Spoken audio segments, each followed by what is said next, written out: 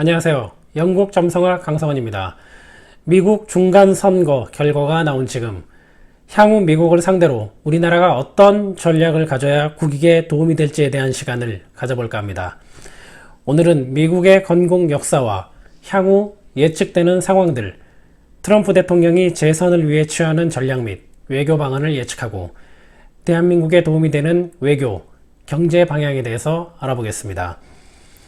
먼저 미국 국가 차트를 살펴보면 1776년 7월 4일 벤자민 프랭클린이 강요 오인과 함께 태양, 목성, 금성이 일직선상에서 이클립스하는 오늘 미국 독립을 선포한다 라고 이야기했으며 이는 미국의 건국일이 됩니다.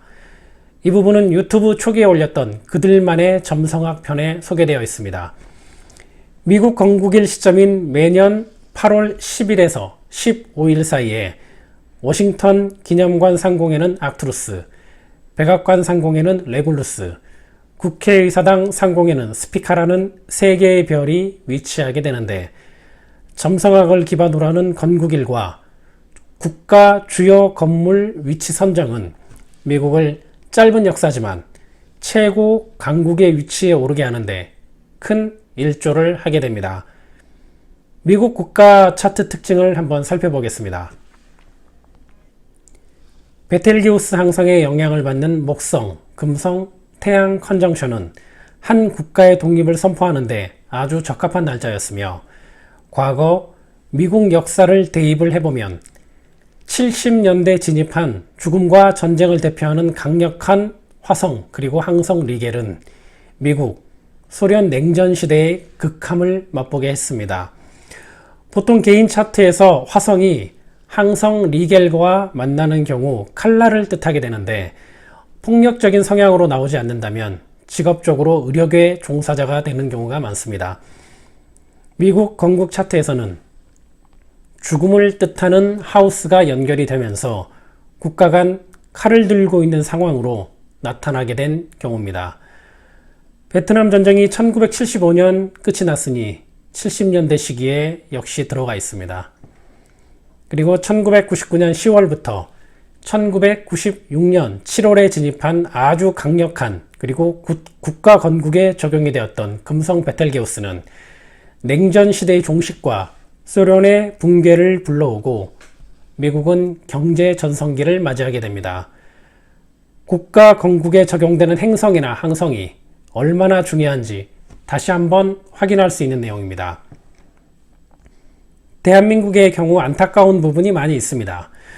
그 중에 영국 점성학 유튜브 자료 중 명당이라는 컨텐츠를 보시면 별의 위치로 청와대 및 주요 건물을 분석한 내용이 있으니 관심 있으신 분은 참고하시면 됩니다.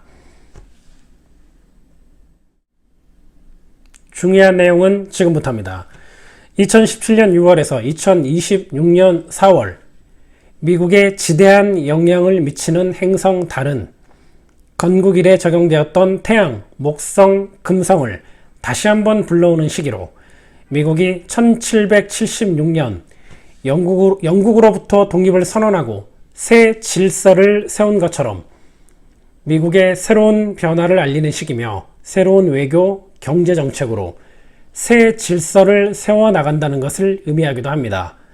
신패권주의와 신냉전주의, 자국민 우선주의, 이민자 박해라는 정책이 나오는 이유도 이로써 설명이 되는 거죠.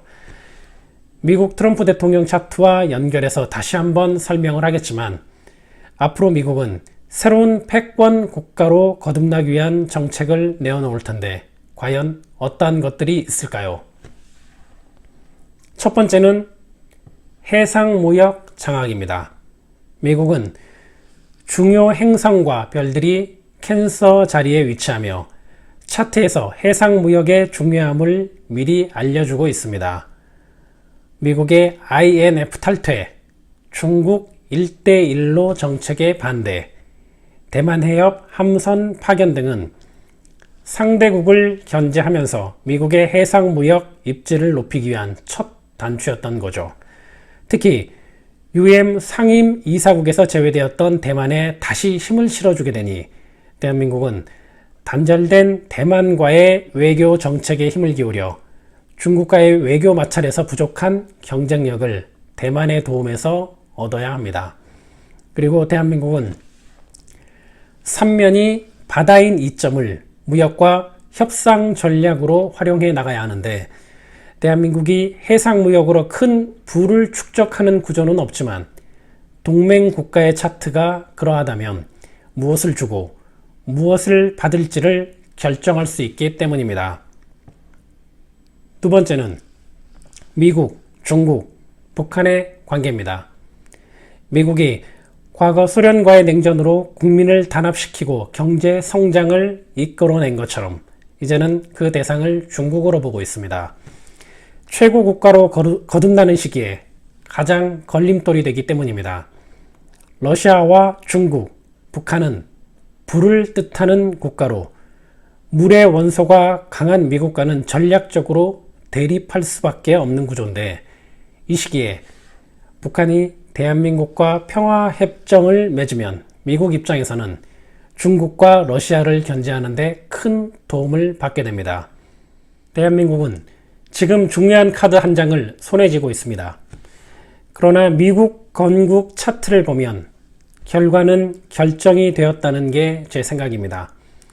과거 미국을 상대한 소련이 현재 어떻게 변화되고 어떤 경제적인 어려움에 있는지를 생각하는 것도 누구에게 카드를 줘야 하는지 결정에 도움이 되지 않을까 생각을 합니다. 세 번째는 미국 내 건강보험 문제입니다. 지금까지는 오바마 케어 프로그램으로 유지를 하고 있지만 2017년 진입한 달은 육하우스에 위치하며 국민들의 생각을 병원, 질병, 제약이라는 내용에 집중하게 만들어 국민을 단합시키고 정부에 대항하게 만드는 계기가 됩니다. 이로 인해 미국은 의료기술, 신약 개발에 더 큰 자본과 기술력을 투자하게 되는데, 대한민국은 이 시장을 진입해야 합니다. 무엇을 내어주고 무엇을 받아야 하는지 앞에서 설명을 했었는데, 지금은 미국의 신패권주의와 맞물려 오히려 한국의 입지를 키우고 경제를 부강하게 만들 수 있는 아주 좋은 기회입니다.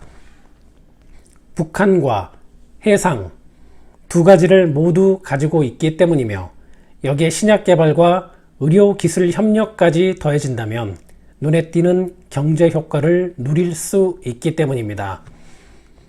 대한민국이 무역의 성장과 북한, 중국, 일본, 러시아와 새롭게 관계를 개선하고 더 나아가서는 동남아시아 협력의 발판이 될 수 있는 큰 계기로 삼아 성장 국가로 거듭나기를 바라면서 마무리를 하겠습니다. 감사합니다.